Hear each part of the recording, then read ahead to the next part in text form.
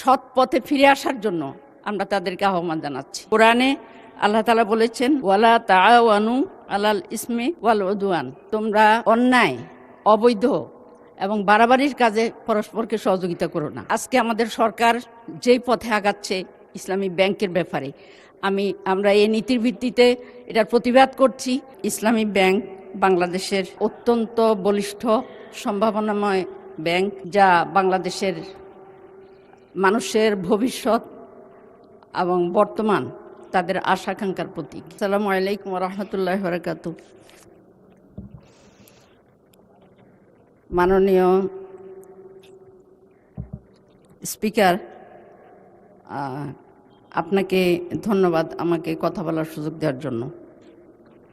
আমি মহান আল্লাহ রাব্বুল আলামিনের শুকরিয়া আদায় করছি, যিনি আমাকে এই সংসদে এসে কথা বলার তৌফিক দিয়েছেন।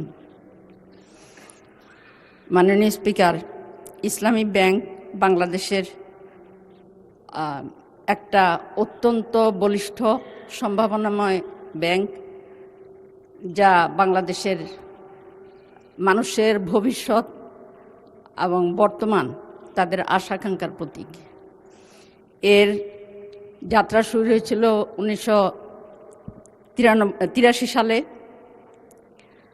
এবং কিছু আল্লাহ নিবেদিত প্রাণ বান্দা সেই সময়ে চ্যালেঞ্জটা গ্রহণ করেছিলেন।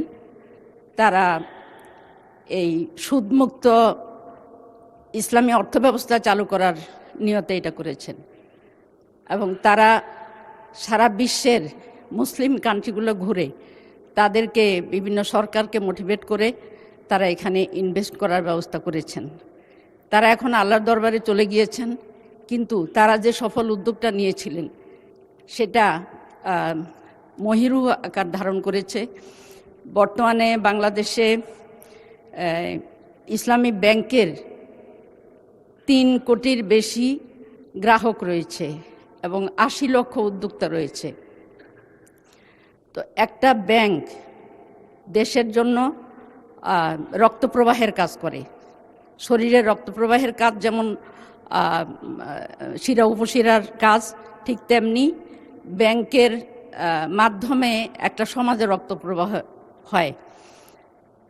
সেই ব্যাংকটাকে ধ্বংস করার জন্য সেই ইসলামী ব্যাংক ব্যবস্থা, যেখানে বিশ্বে নন্দিত এবং বাংলাদেশে আপামর জনতা, হিন্দু, মুসলিম, বৌদ্ধ, খ্রিস্টান সবার কাছেই এটা নন্দিত, কিন্তু সবার আস্থার প্রতীক, কিন্তু সেই ব্যাংকটাকে ধ্বংস করে এই দেশের অর্থব্যবস্থাকে ধ্বংস করার জন্য নীল নকশা করা হয়েছিল, বিগত ফ্যাসিস্ট সরকার করেছিল।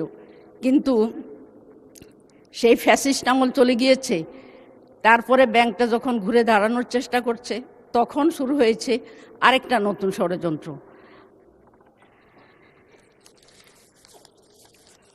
মাননীয় স্পিকার, আমরা আল্লাহর উপরে বিশ্বাস করি তারা কম বেশি আমরা কোরআন পড়ি এবং কোরআনে আল্লাহ তাআলা বলেছেন, ওয়ালা তাআওয়ানু আলাল ইসমি ওয়াল উদওয়ান, তোমরা অন্যায়, অবৈধ এবং বাড়াবাড়ির কাজে পরস্পরকে সহযোগিতা করো না। আমরা এই নীতির ভিত্তিতে, কোরআনের এই নীতির ভিত্তিতে আমরা আজকে আমাদের সরকার যেই পথে আগাচ্ছে ইসলামী ব্যাংকের ব্যাপারে আমরা এই নীতির ভিত্তিতে এটার প্রতিবাদ করছি এবং তাদেরকে সংশোধিত হয়ে আবার নতুন করে তারা সৎ পথে ফিরে আসার জন্য আমরা তাদেরকে আহ্বান জানাচ্ছি। এই জন্য আমি বলবো যে ব্যাংকটা যেইভাবে চলছিল, অর্থাৎ তার যেই সুষ্ঠু নিয়ম নীতি ব্যবস্থাপনা, তার উপরে ব্যাংকটাকে ছেড়ে দেওয়ার জন্য এবং ব্যাংকের উপরে অযাচিত হস্তক্ষেপ না করার জন্য। কারণ এই দেশের মানুষ অন্যায় সহ্য করে, কিন্তু বেশি দিন না।